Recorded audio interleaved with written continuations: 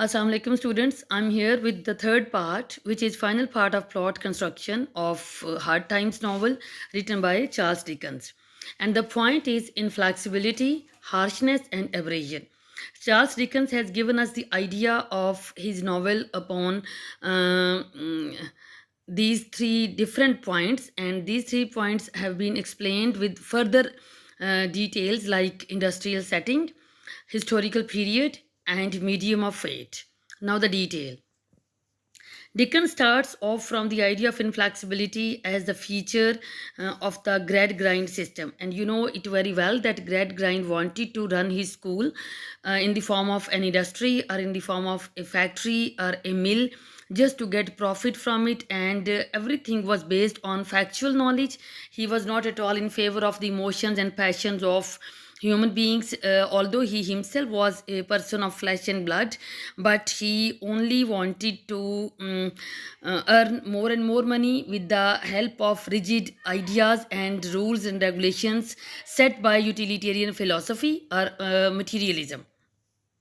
The inflexibility in his first title, which was Stubborn Things, immediately suggests Dickens' second title, Fact. So keep this thing in your mind that the first title of the novel was Stubborn Things and the second title was Fact. Stubborn Things closely related to grad grind system of running his school, and fact is also related to grad grind system. It is a further key idea in his concept of the grade grind system, with the help of introducing the rigidity and that all the people must try to accept the facts and figures, and they must try to be realistic in their approach. Inflexibility and an obsession with factual knowledge based upon statistics go naturally together in Dickens' thinking. And so far as harshness is concerned, it is reflected from the repeated emphasis on harsh facts. The title Hard Times itself justifies the harshness of time, that the hard time through which Victorian era was passing, and the people were suffering from financial issues or a financial crisis, and they had to set this pressure as so far as their life was concerned. Through the interaction of inflexibility and harshness of the dramatic conflict of this novel takes place. So the two things which are very important, inflexibility and harshness, when these two things get together, the real dramatic conflict of this novel comes into being, and the character of Sissy and the tragedy of Louisa also born in this novel. And the third point, which was aberration, basically it means confusion or to rub something out. So the conflict, when it was generated, it was based on some confusion, and this confusion basic gives us the basic idea of this plot. So aberration was also very important, like inflexibility and harshness. Next point is three plot sequences. So keep this thing in your mind that there are three different sequences on which the plot is structured. Uh, and these three are able to give ample opportunity to the author to develop them in a good way. The main action centers around Thomas Gradgrind, who is a wholesaler person or a hardware merchant, and he also becomes the member of parliament afterwards, the parliament which was working for Coketown. He believes in facts in the utilitarian philosophy. On the other hand, Louisa, Tom, and Sissy belong to the main division of the action. Louisa is married to Bounderby, who is a banker and industrialist. Louisa's marriage results in unhappiness, and she plans to run away with Harthouse. This temptation in the first complication in the main action, and it shakes Gradgrind's belief in his system, because he was thinking his system as the strong and powerful system. But when his own daughter attempts to run away or plots to run away with Harthouse instead of living with a banker and industrialist who was financially very strong, and these things shakes his belief. Number 2 point is related to Tom, who has been working in the bank of Bounderby. He also plans to rob. He robs the bank and heaps destruction on himself. He contrives a scheme to shift the blame on innocent worker Stephen, as it is all the time happening in past and still in present and will be in future, that all the time the people who are powerful, they are going to blame all the poor workers, innocent workers in their factories for any act of theft or robbing. This idea creates second complication in the main action. Sissy, the third actor of the main action, is unable to imbibe utilitarian ideas, but because of her kind heart and sympathetic nature, she seeks to resolve the complication of the main action. Bounderby is the center of the second plot sequence. He is a hard hearted and vicious banker and industrialist. He is part of the husband wife lover triangle and has also a place in the subplot based upon his relationship with his housekeeper, Mrs. Sparsit. First action was mainly related to Thomas Gradgrind and his system of education, as well as the plotting of his daughter and son. And the second plot is completely revolves around Bounderby's character, who is a banker as well as an industrialist, but he has also some sort of relationship with his housekeeper. Mrs. Parsit has an aristocratic background. She cherishes a secret desire to marry Bounderby, but when Bounderby marries Louisa, she becomes jealous. Ultimately, she is exposed and ridiculed by Bounderby, who has also a mother whom he is ashamed to acknowledge. He always talks of his humble birth and makes much of his being as a self made man. He is exposed subsequently as having fabricated much of the story he has been telling about his early life.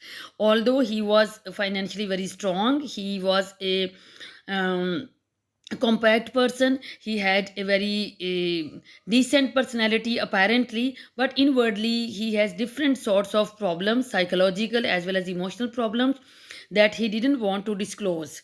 He didn't want to tell something or anything about his mother to public, or he didn't want to share his secret affair with his housekeeper. The third division of the action is the story of Stephen and Rachel. Stephen is an honest and loyal worker in Bounderby's textile mill.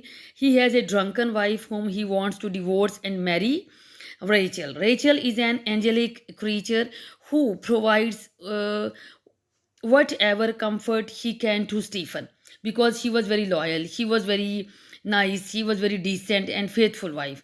Tom robs Bounderby's bank and passes on the blame to Stephen, thereby disconnecting Stephen with the main plot.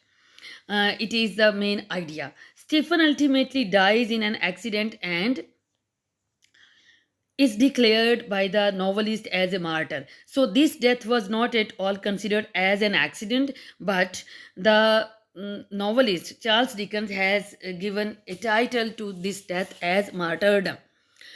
Students, these three plot sequences illustrate Dickens' general plan for revolving his action around his thesis. What was his thesis?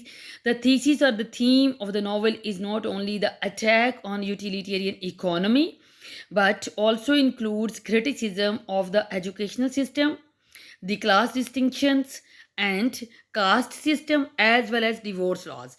As you know, that hard times reflects the idea of financial crisis, and the poor were becoming the poorer, the rich were becoming the richer, and everybody was at a war, or at a competition with each other, just to earn more and more money, just to make one's own time the most useful one. So when divorce laws are concerned, we can say that everything in that society was only possible just because of paying money. For this payment of the money, everybody must have some sufficient money just to live in a good way. So this was all about plot construction, but I would like to share some flaws in structure. As you know that everything related to any sort of writing has some sort of weakness. So the only weakness in Dickens' handling of the industrial scene are his caricatures of the union organizer, Slackbridge. Who was a union organizer? Slackbridge, and his portrayal of that noble but dismal representative of the laboring classes, Stephen Blackpool. Representative of laboring class is Stephen Blackpool, who was martyred according to the classification of his death by the novelist, and he also faced the blame which Tom put on him.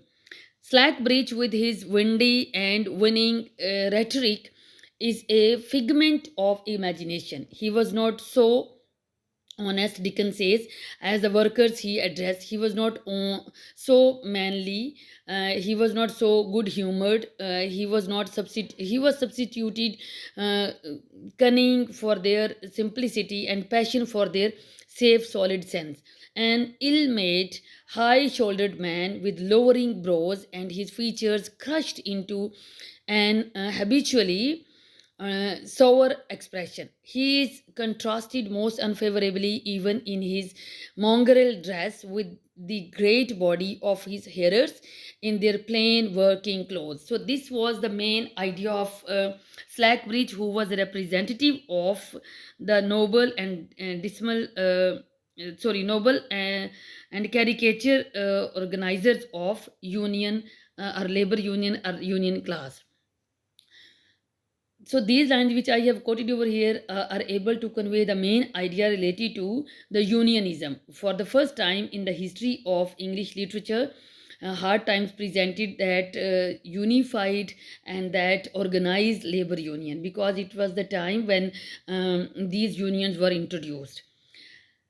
Then we can say that such type of a description is a piece of sheer ignorance. The lines which I have quoted, that not because union leaders cannot be windbags and human humbugs as other politicians can, but because labor organizers are not like Slackbridge and don't talk like him, and did not do so in Dickens' day any more than in ours.